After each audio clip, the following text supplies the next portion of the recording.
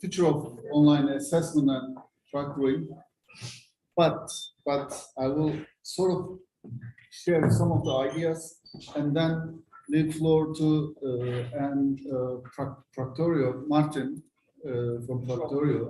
He will introduce Proctorio and how you can use it in different settings in your institutions. Should I? Yes, I hear my voice. That's why it's interesting. So, in terms of the online assessment, nowadays it has been a big problem. In fact, we were just talking. It is really difficult to find experts in both. I mean, experts bringing those two fields, measurement and assessment, and online education together. So, especially those PhD students, this is a really very interesting area. You can be an expert in this field. Please go for it. What we did was, during the pandemic especially, just imitate what we were doing, what we are doing in face-to-face environments, and we failed. So when we look at the literature, it says that, first of all, you have to use not only exams. If you establish an exam-based assessment system, your online education will be ineffective. Students will cheat. Professors will not be happy. Managers or decision makers will not be happy, and then it will cause problem in terms of legislation. For example, right now in Turkey we are experiencing, but not only in Turkey but also in other countries too, we are experiencing legislation problems. All the decision makers are forcing us to organize face-to-face exams rather than online exams or online assessment. So we really feel that as a partnership, we need experts about online assessment and online proctoring and managing all those processes in every institution, in every higher education institution. I don't know, maybe in Turkey, an expert in the distance education department or in the Center for Teaching and Learning centers. That in that kind of or institutions, we should have at least one expert who knows all these processes.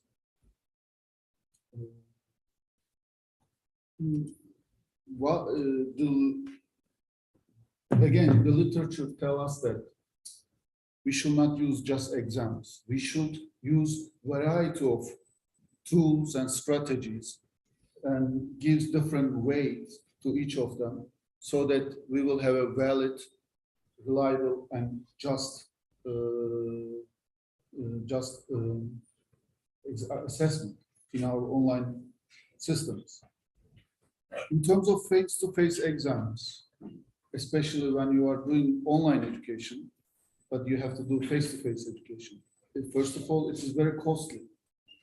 You have to bring people to your locations. Usually we invite them to our campuses, so they have to travel a lot. There's a travel time and cost and accommodations, everything. So students are not happy about it, and they are they are dropping their programs. As Tim mentioned, if you do not provide them flexibility, they will not come. They can go to other ones. So online exams are not really a solution for our online education. But nowadays we are forced to do online, face-to-face ones. Of course, in terms of online exams or online assessment, one of the biggest problems is cheating or misbehaviors of the students. Again, there is no single solution for this problem. Everybody using different solutions, different ways to solve this problem, and there's no silver bullet for it. Context is very important, but online proctoring seems an effective way for especially for online exams. But we have some prejudice about online proctoring. I'm sure all of us heard that some professors or some instructors or our colleagues or even decision makers telling that, oh, it is a police kind of or military kind of a way to do exam. But it is not really. There was a lack of awareness about awareness and skills about how to conduct online proctoring. That was a big problem, still is a problem. And we believe this project is one step to increase the awareness about the effectiveness of online proctoring, if you do it properly with the right tools. And another problem with online proctoring is, of course, especially countries like us, the cost. Sometimes, I mean, as institutions, we are not able to create our own proctoring systems, and we have to rely on the vendors. And if vendors are from outside Turkey, they are really, I mean, they don't charge a lot, but it is because of the interest rate and everything, it's costly for us, exchange rate, and cause big problem for us, and it cause it's sort of a big limitation for us to use online proctoring tools. The other one is you rely on technology. There are, of course, privacy issues, misbehavior, even in the proctoring processes, there are misbehaviors of the students and teachers. We had some examples of it before.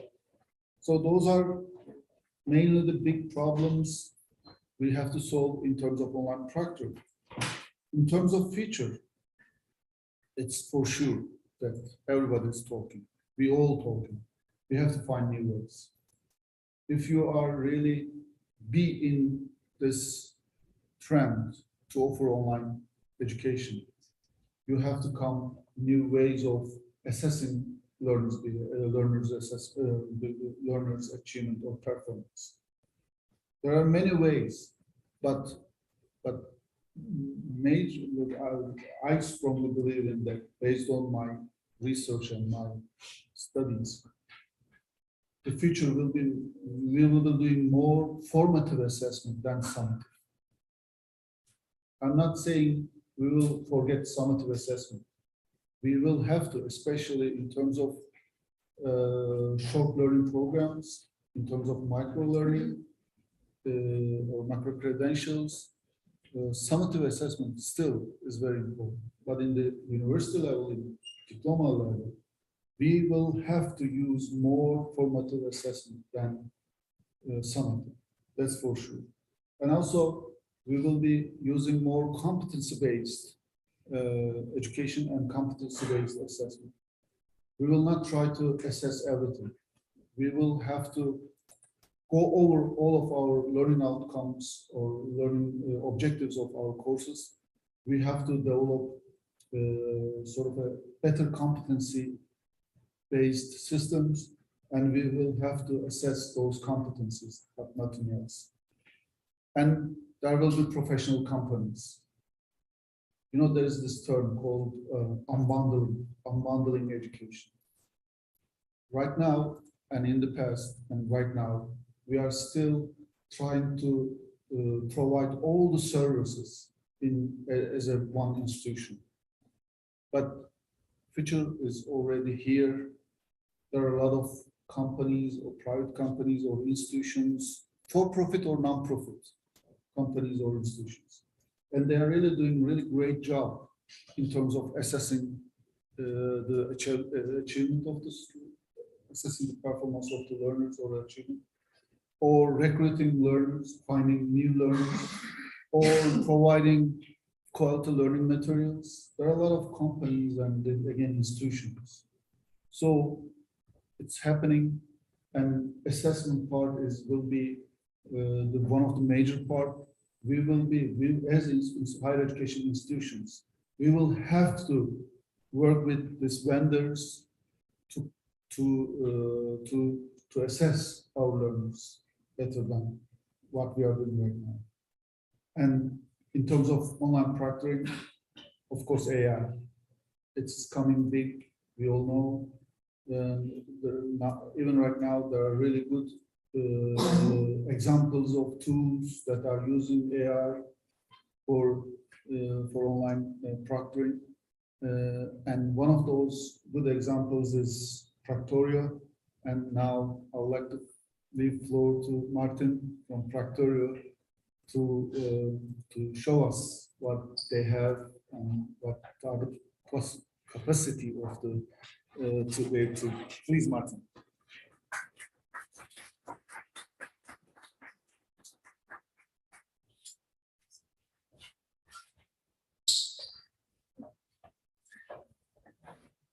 Thank you, Martin, for this very warm introduction.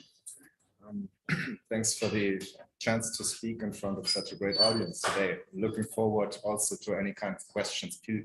Please feel free to interrupt me at any given stage. First of all, let me give you some key facts about Proctorio. We have been founded back in 2013, so way back before anybody has even been thinking about COVID or any kind of pandemic accelerating online education in these terms. We're currently working from 3 subsidiaries, which is Scottsdale in Arizona, where the headquarters is based, Munich and Belgrade.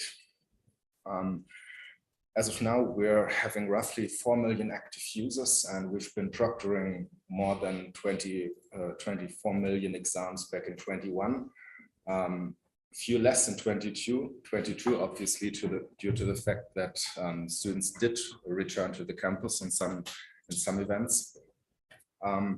But my main goal actually is not to tell you about Proctorio and the company or anything, but give you a short insight about how it looks like. So I've already set up an exam. And as you can see, the environment is a Moodle environment. We do integrate natively with vast majority of very well-known learning management systems and tools as Moodle, Blackboard, Canvas, D2L, and we have more than 80 or 100 API integrated other learning management systems ready. Can be integrated quite quickly as well into new ones. So there's a documentation with sample code provided. It's actually easy done.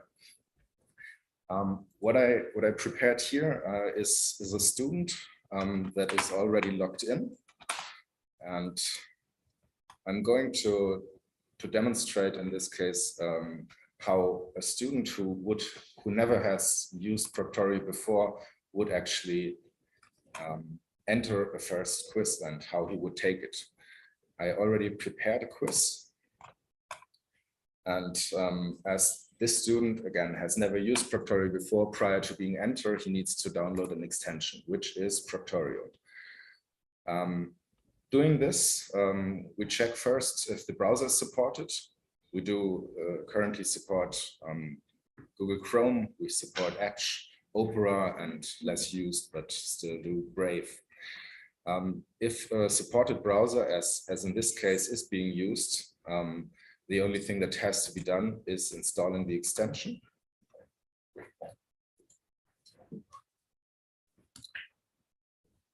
Is it this one? Okay, thanks. That might be a good situation to tell you about the language situation. So Proctorio currently supports 7 languages, and it depends on the browser setting for Windows machines, and for Mac machines the system settings.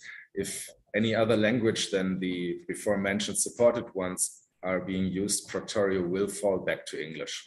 But over the past few months and years, we've added new languages, and we're having very short release circles, and and like our release circles are roughly a week, mostly 2. Having installed the extension, it's already possible to attempt the quiz.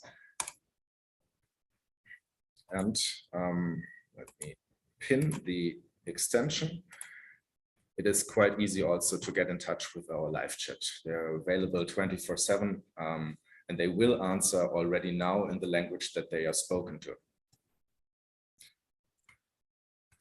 So before the participant or the test taker begins his exam, he is informed about what happens during the exam and who actually has access to the data that is being recorded in case anything is recorded, which in this and any other case is only the institution, never Proctoring. We also do not have any access, but also don't make any decisions when it comes to what is cheating. So the only thing that we do is, well, the only thing we give hints, we give advice about suspicious behavior.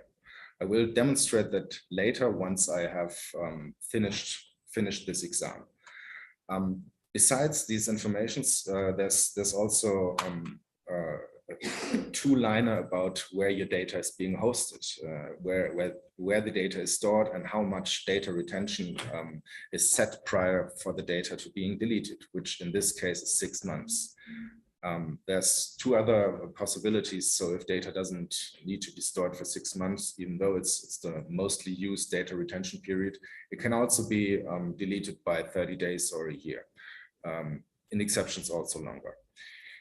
But again, it can be deleted at any given stage when examiners don't need it anymore. The participant or the test taker is informed about what's recorded during the exam. In this case, there's a camera feed, audio, computer screen, an exam environment, visited websites, and an identity document, which I'm short of at this stage. So, and the participant is also informed about what's restricted during the exam. In order for this demonstration to work, there's just one restriction, but I will showcase what other possibilities of stopping students from leaving the exam page or making content of the exam publicly available afterwards. It has already been mentioned quite a few times that flexibility is key for a lot of students who are in online education courses. Flexibility is key, not also for those who work and study parallel, but also for people with disabilities who need a specific accessibility approach, which we offer by enabling high visibility mode, which would increase the font by 200%, but also remove any kind of background images, and the contrast would be up, way up. Besides this high visibility mode, there's a few screen readers that we do recommend, and obviously a few settings that would come along with that. And prior to starting with actually going into the system diagnostics in order to access an exam, the participant will always be warned about what's going on with his computer. Is the performance all right? Seems that this one is well, quite busy at this stage. So I'd say 80 to 89%, we do not have a lot of memory for us to work. Minimum requirements are still very low, also when it comes to upload speed. Minimum requirements also depend on what is recorded during an exam. So those values are dynamic.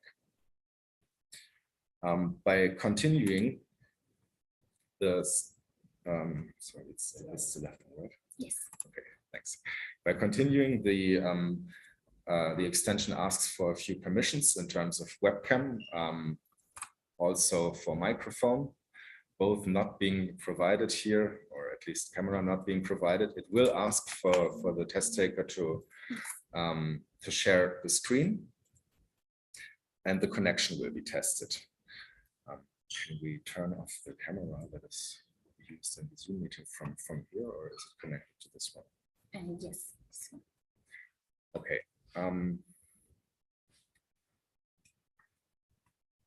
So as the camera currently is being used in order to record me, I cannot use it in order to take an exam right now.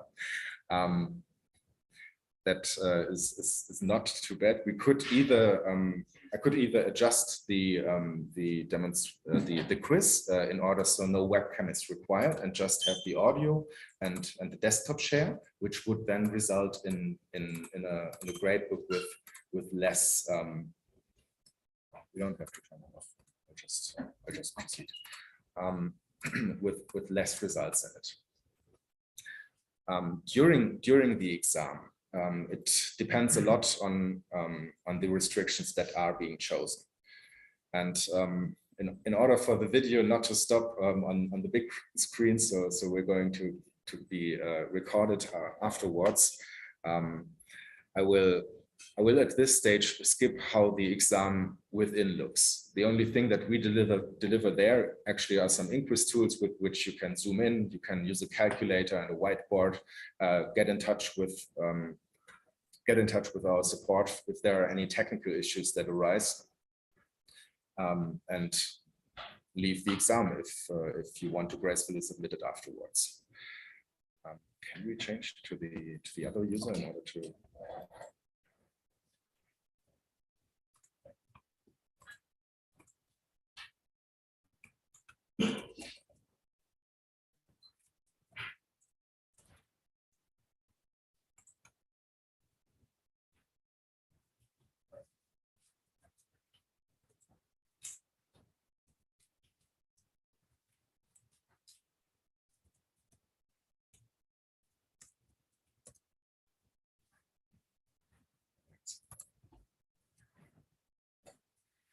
Once an exam has been taken, results are immediately available. In this case, no exam has been taken, but prior to this demonstration here, we already did another quiz with by far more attempts. In order to view the results,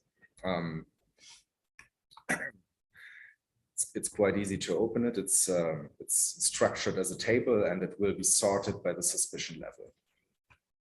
First time you open it, there's a short explanation with a YouTube video. We won't need that at this stage. And then it will show the results as here. So we can see who submitted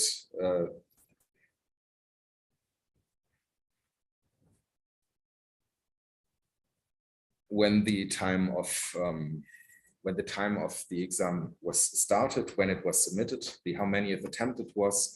Annotations can be made, abnormalities will be calculated, and that's a comparison between specific students. Did they do something more or less than their peer group within this specific exam only? And the suspicion level, which again is calculated based upon what you choose to record and how you choose to value it and how suspicious you consider it to be. The last lines here, the last columns are for specific suspicious behavior, as in this example where suspicious IDs have been used, or when results have not been gracefully submitted, but for example, if a full screen is required, if the student has left that, if the page has been loaded again, if anything besides gracefully submitting an exam would be marked as a suspicious event. If a specific attempt shall be analyzed, it can also easily be done by opening it and then taking a look at the recording, which will show you the video on the left side with a small option to turn on the audio. Will tell you the screen that is recorded during the exam and timelines. below how the attempt was submitted. And there's an incident log that will tell you what happened at specific times. When it comes to setting up new exams, we do offer recording options, lockdown options, and verification options. Well, again, I've showcased already how it would look for a student if video and audio and screen recording would be required. A desk scan is also something that is very helpful in order to determine if the participant is the only one in the room. And the lockdown options is short of one, which is disable extensions. For example, this would easily inhibit any kind of extension that uses ChatGPT in order to insert text, but basically it's not even necessary to have that as we inject it to, and students would be kicked out immediately if using anything besides us. How attempts are being calculated, or how suspicious scores is calculated, can be adjusted within the frame metrics. This is relevant for single attempts and for exam metrics, which is relevant in order to compare students with each other. So did student A have more or less keystrokes than the rest of the group? We do also offer a map, some display options and export options, not only on the overall exam, but also for single attempts. And if I may, let me give you a short example of what happens when I change the recommended behavior settings from custom to moderate. It will immediately give another insight into the suspicion level, due to the fact that the moderate would consider certain behaviors as more suspicious, and also give you some information about test takers who were leaving the exam, the frame, or stopping interacting with the exam page. So it depends on the settings that are being chosen here. Last thing that I want to mention, single attempts can be removed at any given stage. If a single attempt is being removed, it can be restored within 24 hours. And from being aware of the time, and also what I have already shown, are there any questions that I can answer?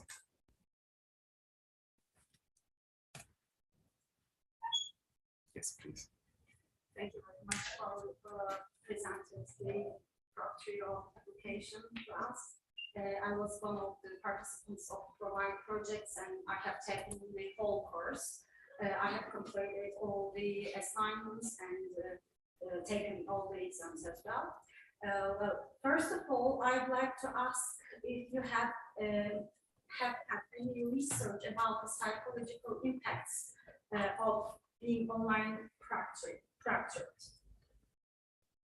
In terms of psychological impacts on students feeling not well, being watched by something that you would consider not human, right? Yeah, what I want to mention is that, because sorry, if you would like if you want me to extend my question, I would like to share some of my experiences while I was taking the course. Actually, I think suspicious behaviors are something subjective. We cannot, it changes people by people, and we cannot, make strict rules about being suspicious. While I was taking the exams, I was sure about myself. I was not cheating, but any of my action would be taken, would be considered as suspicious behavior. That's why I felt myself a little bit pressure about it. And the second point is that, we are online learning providers, or distance learning providers, however you call it. We have some psychological disorder. Yeah, we have learners who have psychological disorders, such as obsessive compulsive disorders, and some of our learners might have high-level anxiety. And I think being online proctored would trigger their anxiety level. May I ask a question? Sure. How is that different from going on site and being watched by a person in front of you? Well, actually, in first face-to-face, environments, I feel myself more comfortable because I'm able to, support my, defend myself. Sorry, defend myself at the moment that I was accused by the proctor. But at the online session, I cannot defend myself because I'm all alone in the room, and I cannot prove that I'm not cheating. We do also offer, or there's actually definitely students doing these kind of exams with assistance. So it's not from our perspective, it's not mandatory to change how you conduct any kind of exam.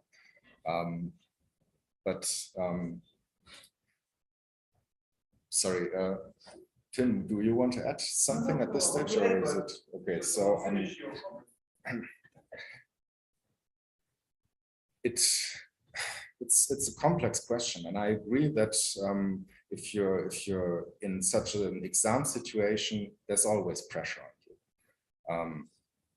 Due to the fact that Proctoring never makes a decision, it's always up to the exam administrator, who in person would be the same one, having the same kind of questions maybe, but they wouldn't be you wouldn't be asked during the exam, but maybe afterwards. Therefore, having the ability to be comfortable at your home, taking the exam whenever you wish, could well help you be less anxious about the exam situation in general. So. Say something. Sure. I'm using Proctoring program. Also, also students, are supposed to, follow some rules, like in the classroom. Also, this Proctoring program give just suspicious actions. It doesn't give any decision. So the teacher and the invigilator and the responsible person of the course will decide something, like in the classroom. That's why I don't think that there's a very big difference from in-house and in the classroom and online proctoring in terms of accusing a student. Communication definitely is key. Informing students about what happens during an exam, so they do not have the situation where they don't know what's happening. That's a key fact, absolutely. So, but it might not be the only key fact in order to prevent students who are afraid of exam situations in general. Giving students the ability to have a mock exam, making themselves familiar with the system. All of these actions that should be taken prior to a real exam, that where grade depends, are absolutely and 100% recommended from our perspective. Yeah, well, I think you have get my perspective. I just want to, share my experiences and present my inner, psychological challenges. I think it would be more appropriate if you do some researches about the psychological impacts of being online proctoring and take cautions to prevent such psychological. There's one question. Again, and some people interested. Something related. During your boarding sessions, do you teach or show students how to behave in front of the camera? We take biometric photos, passport photos. Is it something like that? You should be looking at like this but these are the examples. So maybe it will be helpful, but at the same time, it will be stressing the person. Just one question, may I ask another one? Is it browser restricted? The program? Sorry, what was the last? Browser restricted, and does it work on Chrome, Safari, Opera? Oh yeah, let me answer your second question first. I initially said from a browser perspective, we do support Chrome, Edge, Opera, and Brave. When it comes to your first question about if we teach students how to behave, that again is part of exam agreements between institutions and students and not up to Proctoring. Proctoring never has any insights of the gradebook that I've just showed to you. We have no ability to do that.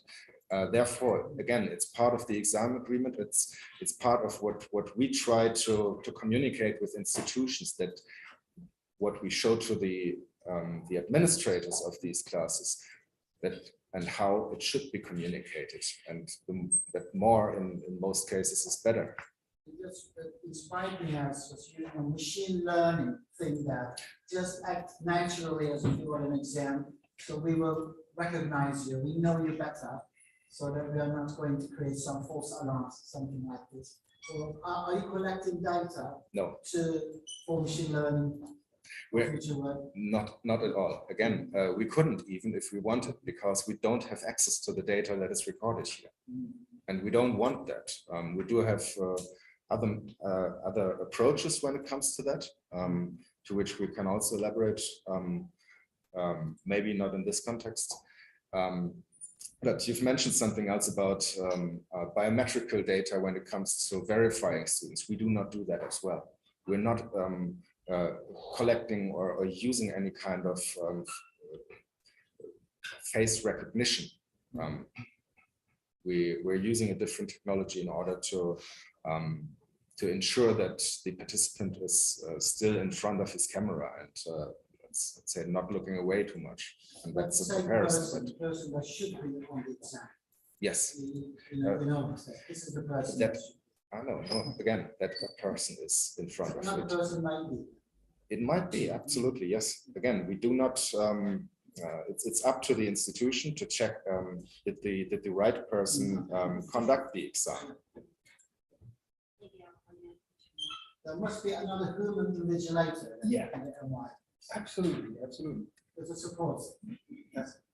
That's why I'm here again. Sorry for the interruption. Sorry, Martin, but I would like to add some comments from my point of view, because it's a different.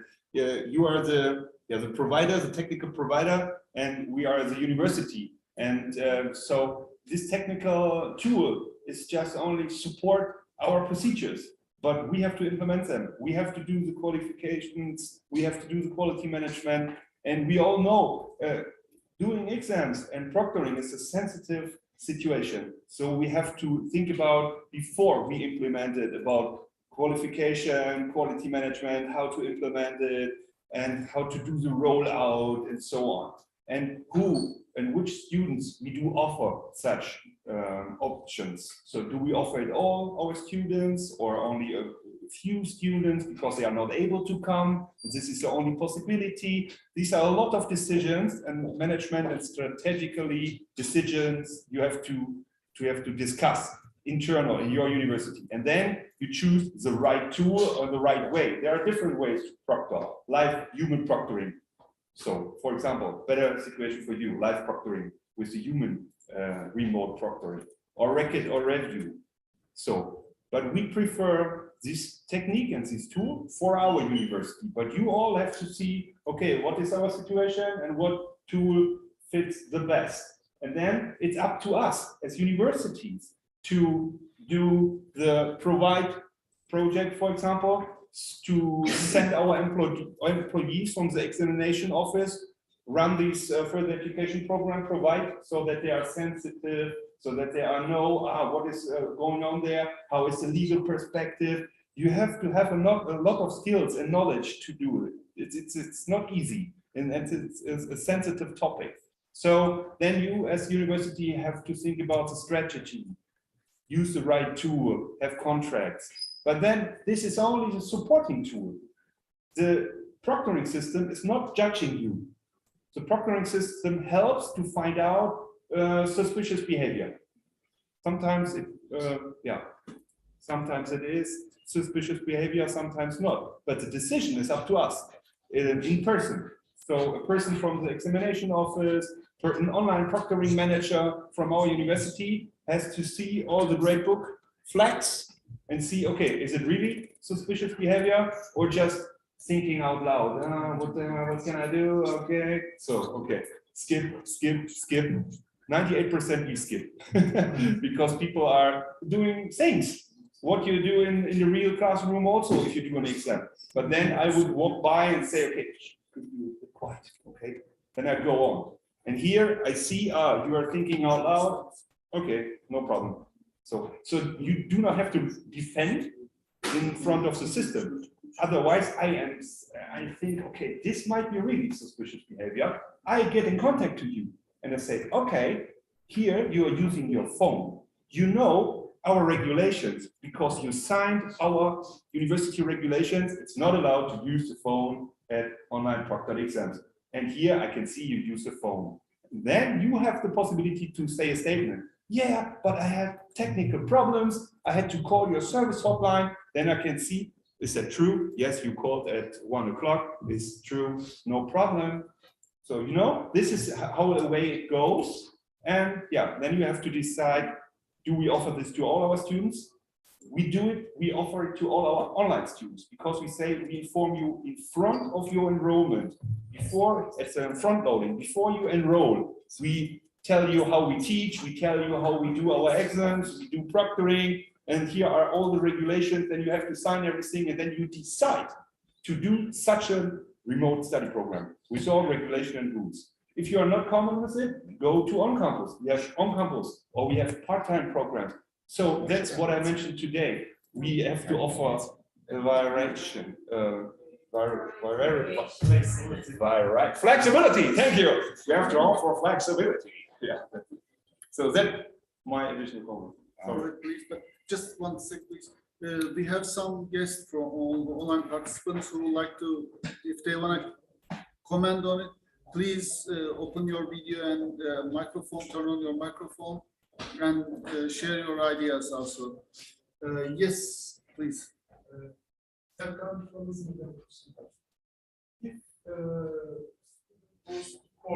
Tim, you should come here.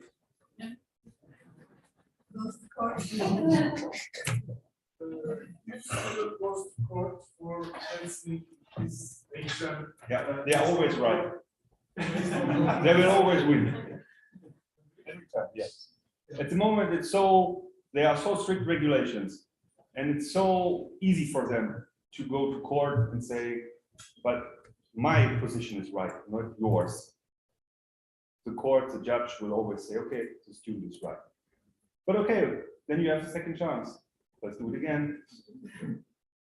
But it's not so often. It's not so often. Because the students, you know, examinations are a serious situation. You are prepared, you are nervous. You are also nervous if you go on campus for an examination.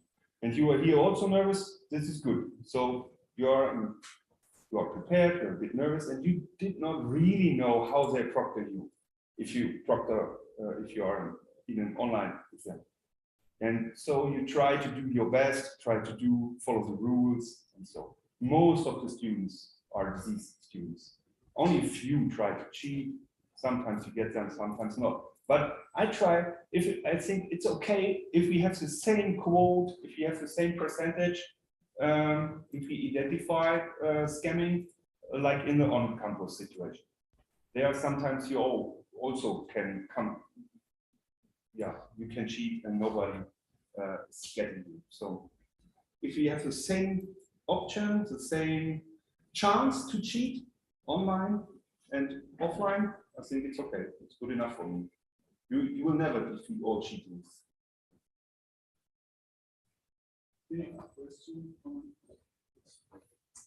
Thank you very much, Martin, for the presentation.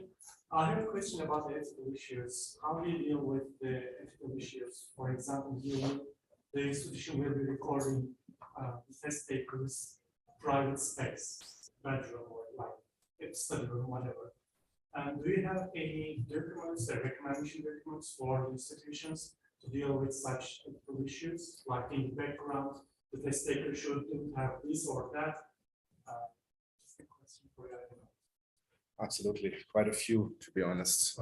Again, being the first being not to only offer online exams, but if the student chooses one, it's up to it's his decision what kind of background he shows. And it's a white wall somewhere in your bathroom will not give any personal details about where and how you live away.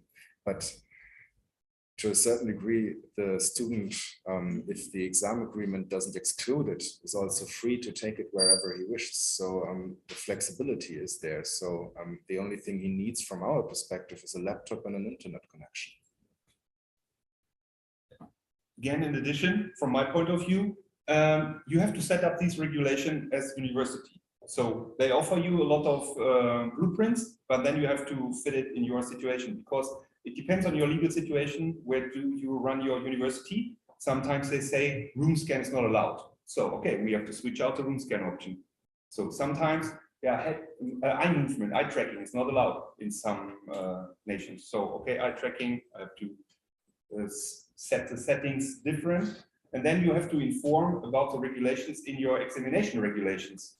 So you have to be some paper where you can count on both sides. You can say it is not allowed to use phone. You know that it's in the examination regulations. So you signed it, you are enrolled with this examination regulation. So no doubt about it, you cheated or you have a good argument. So, and what is really, really helpful, because we do evaluations as a university. We do a lot of evaluation. We do an agile process. So we implement for one study group, and we do evaluation, we reflect and do it in another way. And you see, the first round is the hardest for the students. First time being online proctor, this is a hard situation. So in front of this first time, we give the chance to talk to them. We have a preparation week where we train all the digital things. Then we have an extra Moodle environment. Sonja will tell you later, where you can have a mock exam, or what do you call it? Mock exam, where you can test and train and see, oh, this is the way how it feels. This is the way how it goes. So then you calm down a bit and you are not so stressed, because as Sonja will tell you later, mostly stress is about technical problems and issues. What is if the computer is not going? What is if my camera is not going? I'm prepared, I'm here, but the technique is not running. This is one of the most problems. And then what is if I do wrong behavior? But if you train this, if you discuss it, then we have on both sides a better feeling. Then they go through the first time.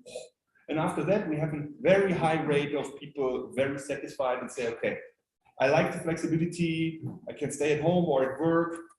Okay, this is good. But as you mentioned, the room scan sometimes is delicious. So we skipped it off. We do not do the room scan because, and that is what we tell the students, we trust you. So that's the only way we can deal with it. We trust you, that there is no one behind the screen. So, but this is a risk on my side and the trust in your direction. Please, let's deal with it. Recommendation would be for the institution to review the situation in the country and see the regulations and adapt the regulations, and you have a lot of options in the technical side, and then adopt the options to. There's no one size fits all option. No one size fits all option. Each university and each country has to set up their own settings and regulations, and then make smoothly a rollout. Because first of all, you have to discuss a lot of internal, you have to train a lot of internal stuff. Then you have to inform all the students and you have to train the students, and then you make them smoothly roll out. We do it in little steps, not one and then all. We do it in steps, roll out in steps. Hello. I wonder the reflections of the academic staff.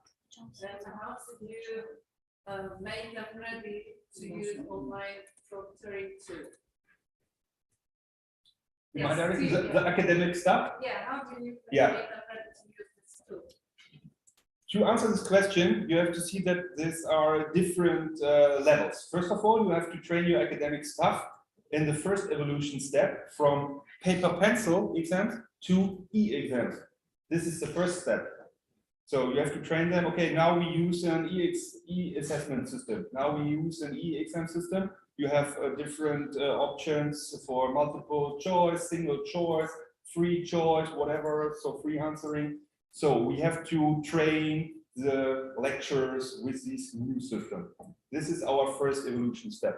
So that we are able to do e-exams on campus, for example. So we change paper pencil into laptops. So, but this is the first evolution step. And after we were successful with this step, then we think about now we can try to do it more flexible and make a mobile e-exam. And for this option, we need to kind of proctoring. But then you do not have to train your lecturers.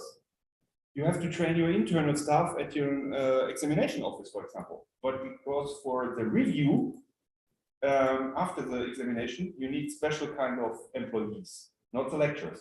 In our university, but you can make it in your own way. But in our university, not the professors are doing the review, because this is for us too sensitive. That all our 100 professors and so everyone is able to see the students' environment and it has to decide if it's suspicious behavior or not. We centralize it and we say only the examination office has the power to decide if this is a real suspicious behavior or not. And so in our department of examination office, we have these kind of online proctoring managers and they're doing the reviews. So with help of Proctoring, and then they're doing the reviews. And the cool thing is that they are now able to do more reviews than if you do, for example, rapid and review, because we are not now able to see the whole video. We only see, oh, there's a flag, there's a flag, there's a flag, only some points of suspicious behavior, and so you are more able to scale up. I guess we have an online question or online participant who would like to ask a question.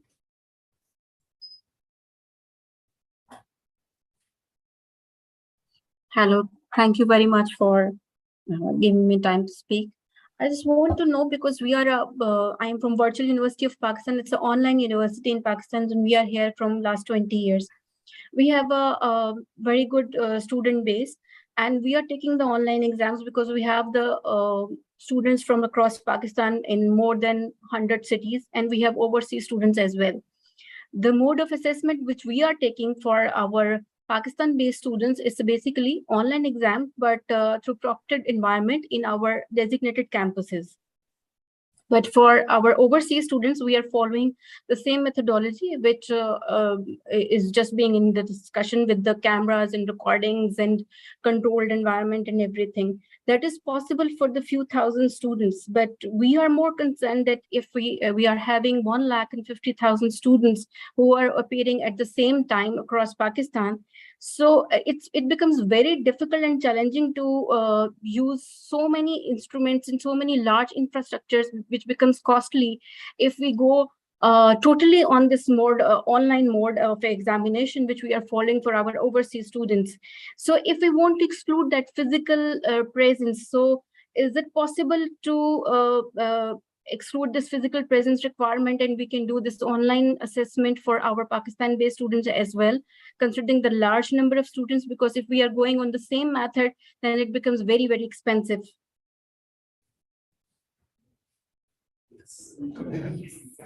Thank you. Thank you. Yeah, thanks. First of all, to the cost. When it comes to the costs,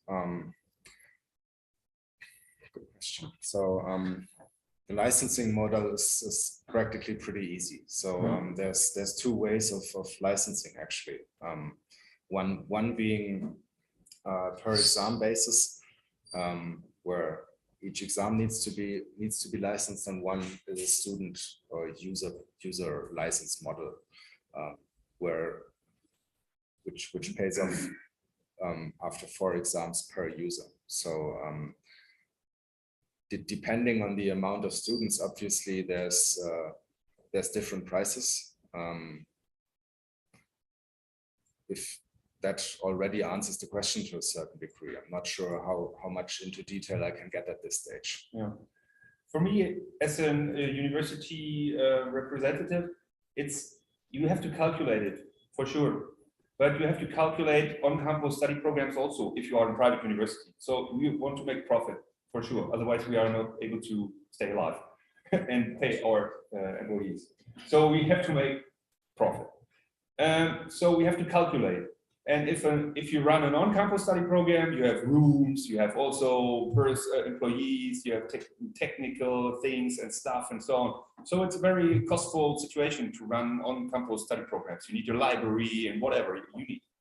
And sometimes it's a bit cheaper to run online programs, and you are more able to scale it up.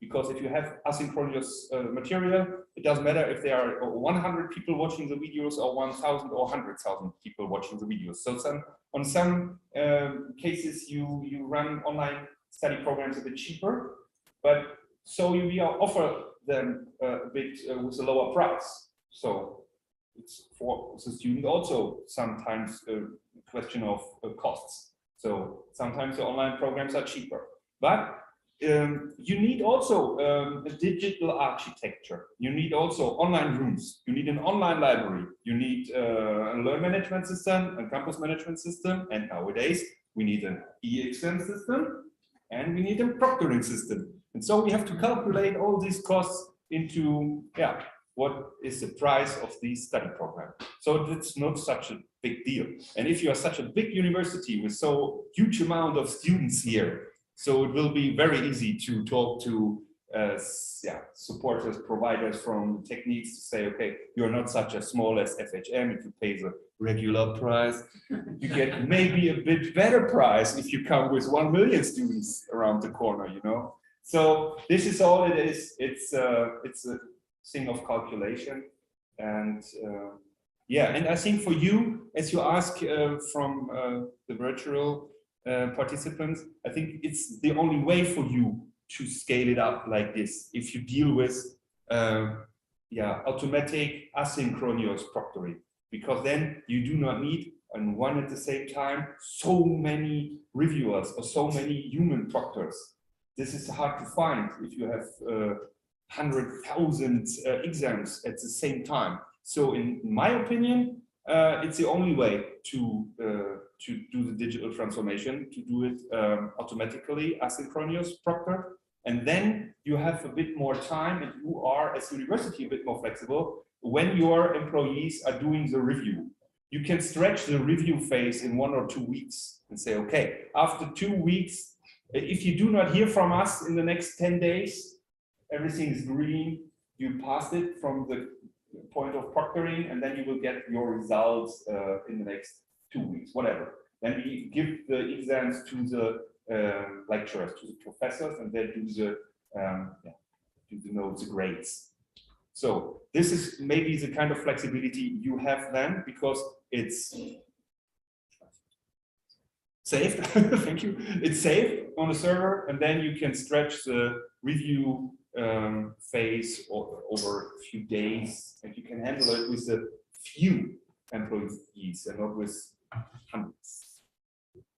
Thank you so much for the feedback, but we are following the asynchronous mode, and we are purely online university. The only challenge we are facing is basically this physical environment complications, because we are a government university and we are offering a very low fee to our students to spread the education across Pakistan. Thank you very much for your feedback. But I think we also have a lot of international, for a small university, we have a lot of international programs and cooperation, and we have different prices in different countries. So we know that people in other countries, other parts of the world have another income. And so we have to fit our study programs to this country situations. And so maybe all our partners will have to do the same, otherwise we are not able to offer. study programs abroad. And so different countries, different prices. Well, I would like to give example. I would like to explain our case. You know, we have also 1 million student winner like you or like Alama Iqbal. There are a lot of students, and this year, for example, for the midterms, we had to do it online. And what we did was we divided into 2 weekends. Usually, we do it only 1 weekend. All the courses, all the students has to take the exams in face-to-face environment. But this year we divided into 2 weekends and we didn't proctor many of the courses, many of the programs, only some special ones we chose, some high-risk ones, and we proctored those exams and we used live proctoring. We're still not sure about the asynchronous proctoring, but we especially personally, I am really in favor of asynchronous proctoring. But this year, and actually for some years, we've been using proctoring systems for our exams, especially for students who are abroad, and we use live proctoring.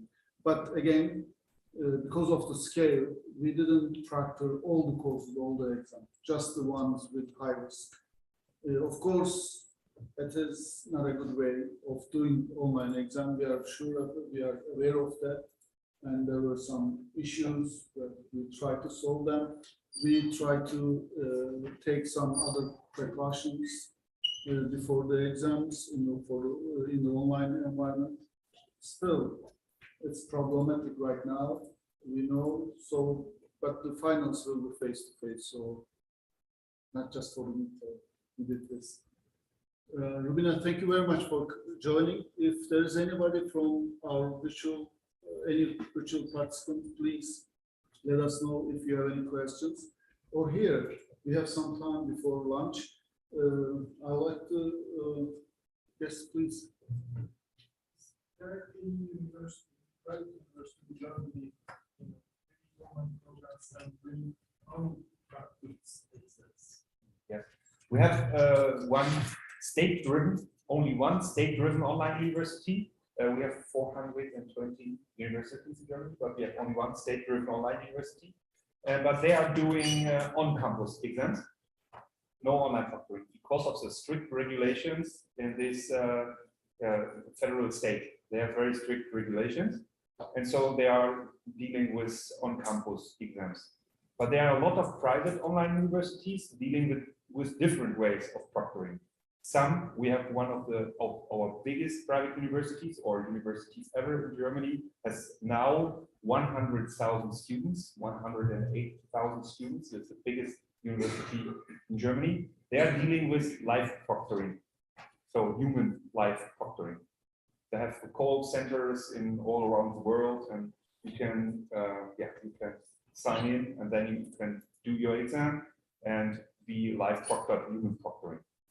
But there are also others like us, with a smaller size, which are dealing with the asynchronous proctoring. So we have every kind of proctoring on campus or online, and you can find different ways. And we are all making now experiences and see what is the best option.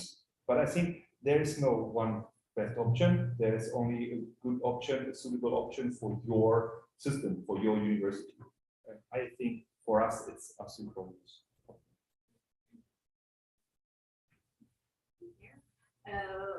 Before my first question, I forgot to introduce myself. My name is Damla. I'm working as an assessment specialist for Anadolu University. That's why I'm into the topic very, very much. Yeah. I'm wondering about your experiences. As I get from your works,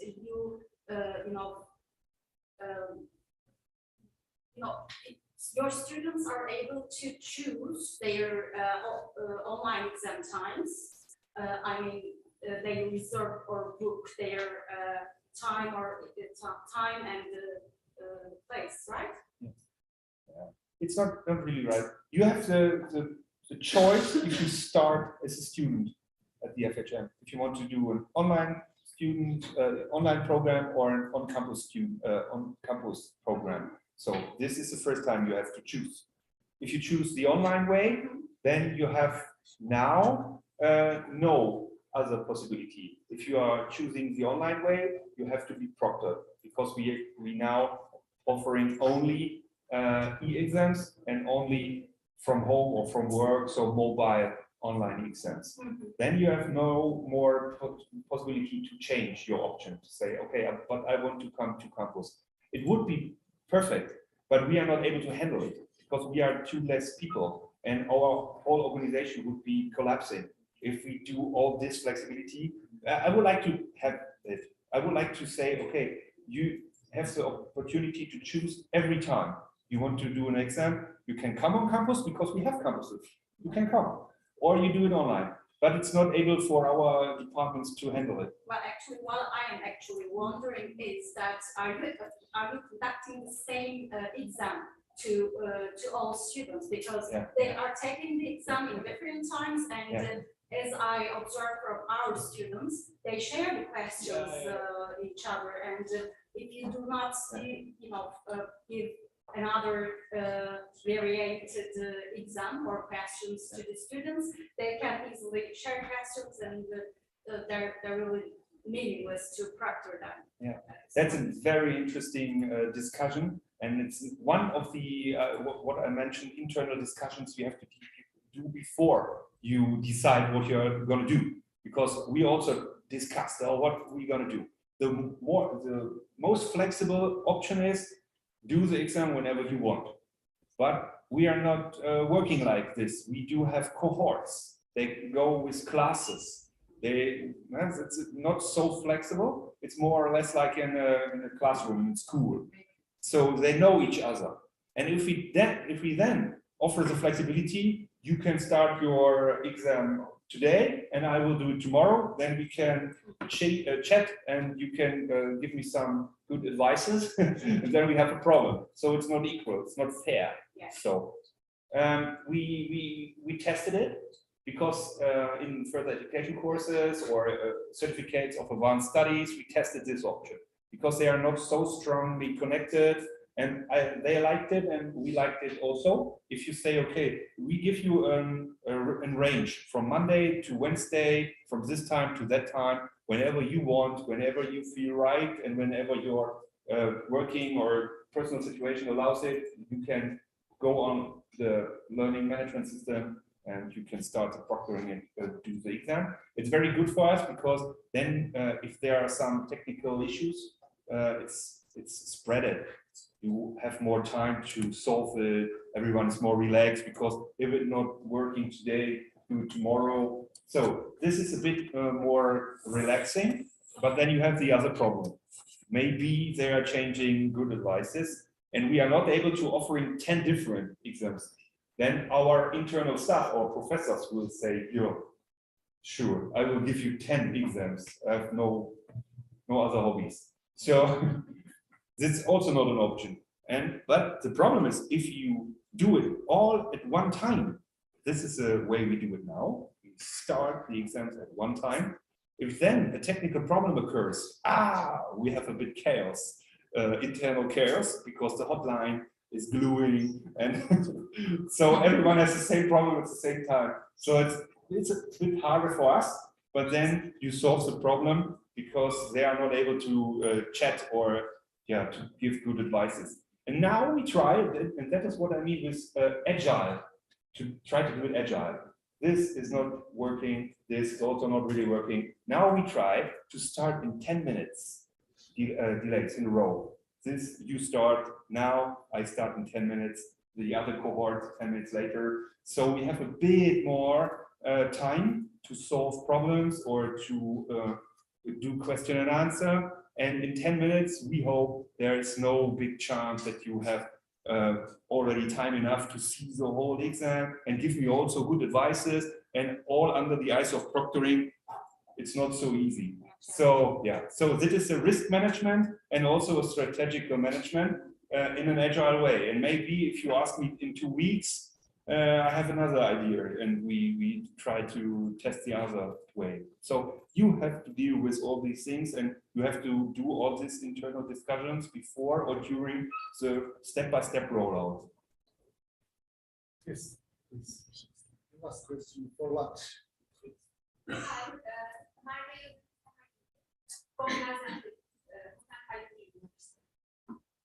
department measurement and evaluation. At your university, computer adaptive tests or item generator system or item structures generator systems. Not so far. We are working in research and development projects in our educational research field on computerized adaptive testing and teaching options to bring the whole asynchronous content more flexible, more individualized to the students. But we are working on it with colleagues from the Netherlands, for example, but only on the research and development level, not in the rollout and not in the real ongoing processes at the moment. But this is, I think, one of the future things. So that we do not have one content for all, and you have to go through it, and then one exam for all. So the future is more adaptive, and I'm looking forward to all this.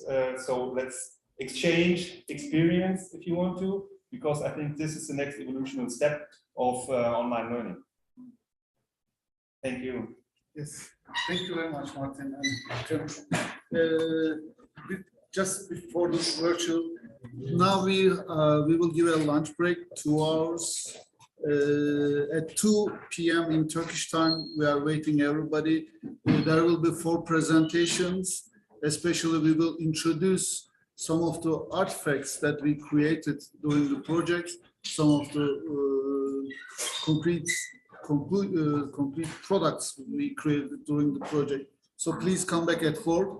And for here, we will all go to the next building, which is our cafeteria. We will eat all together there. And for Friday pray, if you want, there's a mosque, you know that place. That's why we will meet at 2. Please come back and let's discuss more about what kind of qualifications or competencies those online proctoring managers should have. And we will introduce our online course. You'll enjoy it. Please come back.